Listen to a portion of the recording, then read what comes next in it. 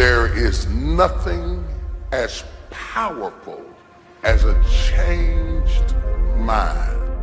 You can change your hair, your clothing, your address, your residence. But if you don't change your mind, the same experience will perpetuate itself over and over again, because everything outwardly changed, but nothing inwardly changed. You know, nothing happens unless you change. So change is not our enemy, it's our friend. There's a season that you may go through a difficult period, but that is to wake up your ability to change. You cannot become what you were born to be unless you are not willing to change into something you are not. This is why change is so important. I like what it says here. Shakespeare says, "Sweet are the uses of adversity." We never grow in good times. We never advance unless we're under pressure. Change comes to improve and to advance your life, not to destroy you. I think that we often forget this, and we're gonna face hardships. We can't avoid pain. We can't avoid trouble. All we can do is prepare our mindset so that we don't get overwhelmed by our circumstances. A lot of people, when they have a negative circumstance take place in their life, they react negatively to it. And that seems almost natural. In fact, that is natural. Something negative happens to me, my reaction back to it is negative. But this is why you have to change your mindset. I've seen people who had the education to go up, they had the gifting to go up, they had the talent to go up, didn't have the right attitude. And eventually, if that attitude, if that heart, if that invisible part isn't right, you can have all the talent in the world, but you will always end up getting spoiled by your own attitude. Yes, you'll get the opportunity. Yes, you'll get the job. Yes, you'll get the deal, but you won't be able to keep it because your attitude will corrupt every opportunity that life offers you.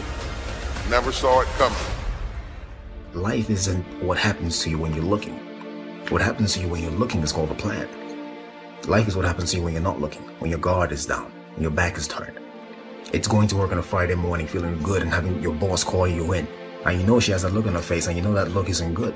You know the economy isn't so hard and we've got to let you go. And all you can think about are those 3 kids you have at home. You know, life is coming home from work and finding that note on the kitchen table saying, "Hey, I can't do this anymore. I'm sorry, I love you, but I've got to go." And you're frustrated and you're betrayed and you're furious and you're angry, but all you want to do is hold them again. All you want to do is hear those words whispered in your ear, "I love you" again. No, that's life. How do you handle that? How do you deal with that, those sort of situations? You see, it's been said 100 times and I'll say it again. You've got to go through it. That's all it is. You've got to go through it. And going through it is not a function of just being courageous. It's not a function of just saying, well, I'm going to close my eyes and see what happens next. It's not that. It's really a function of 3 things. It's a beginning, it's a middle, and an end. And before you go through it, there's a choice. You make a choice to say, well, I'm either going to stay here or I'm going to be over there someday, somehow. It's a choice. So going through it and thinking about these 3 steps, beginning, middle, and end, you know, you can really save yourself a lot of trouble. And you can discover something more about yourself. It's called life and it's not personal. Stuff's going to happen. And if you make it to the 40-yard line, if you can make it to age 40, between 40 and 60, it begins to intensify. All kind of things happen. Between 40 and 60, my mother was diagnosed with breast cancer and finally died. Between 40 and 60, I was diagnosed with prostate cancer. Between 40 and 60, I went through a divorce from someone that I loved very much. Between 40 and 60, had a nationally syndicated talk show, highest rated, fastest canceled talk show in the history of television. Between 40 and 60, oh, life put a whooping on me. It ain't personal. It's called life. You know, I was homeless, man. I mean, you know, you're in a position where you're going, I got nowhere to go except up. I might as well keep hustling. I was in comedy. I just wasn't making nothing. All the money I was making, I was sending back home to my wife and kids. That didn't last long. She got tired of that real fast. But I couldn't go back to Cleveland because I wouldn't have enough money to drive back down south to perform. One time I drove to the house in Cleveland. I finally got enough money. I drove to the house in Cleveland and everybody was gone. I didn't see my kids for almost 2 years. They just left, boarded up the house. So next thing you know, I'm in the car. I lived there, but it taught me determination, man. I'm a really, really determined person. It also taught me that no matter what happens to you, it ain't over. I was determined to be something. As long as God wakes you up, that means he ain't through with you yet. There is nothing as powerful as a changed mind. The only way off of welfare is to change your default settings. The only way to get a good education is to change your default settings. As long as you're programmed with what you can't do and what you can't be and what you can't have, you will never get up. But I dare you to go into your phone booth like Clark Kent and spin around and come out Superman and say, wait a minute, I'm better than this. I'm getting ready to change my default setting. I will not let you abuse me. I will not stay. There is nothing as powerful as a changed mind. So the first thing you have to think about when you're going through something is very simple. It's, I'm not where I want to be, but I know I can get there. I have faith that I'm going to get where I want to be. So yeah, go through the grieving process. Grieve, accept that, say yes to that.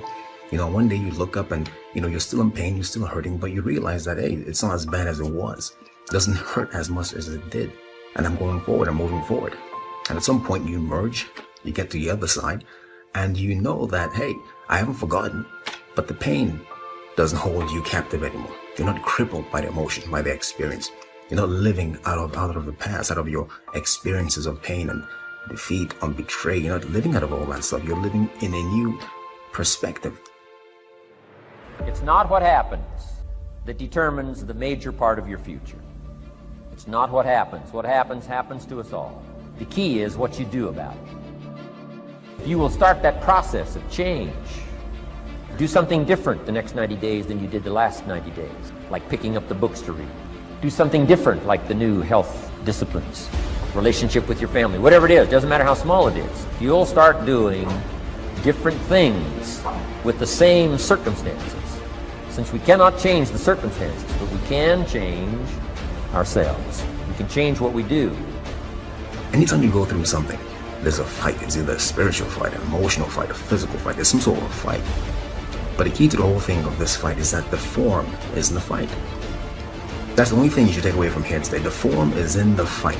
What does that mean? It means that you don't get to become this interesting, dynamic, creative, courageous woman, amazing man, without going through something. Right? That's where the form is. The people who are formed are the people who you see them and they stand out to you. Because you know there's something about them, they figured something out about life. They're attractive to you, they're interesting to you. These people have form because they've gone through something. You know, so don't run away from the fight. Meaning, go through it. Don't be afraid to go through it. Get through it, because at the end of getting through it, I guarantee you there's at least one thing you discover about yourself.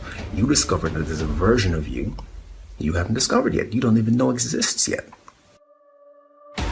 It's not that you might not mess up and do what you used to do.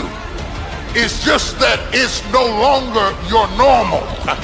And when it's no longer your normal, you will never go back to it like it used to have you. Because the moment you get out of the situation, you change back into who you're supposed to be. Y'all don't hear what I'm saying to you.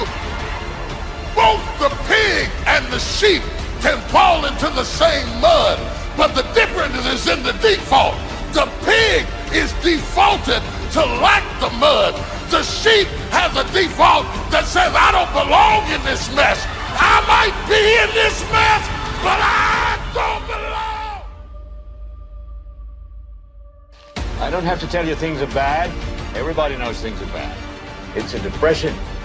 Everybody's out of work or scared of losing their job. The dollar buys a nickel's worth.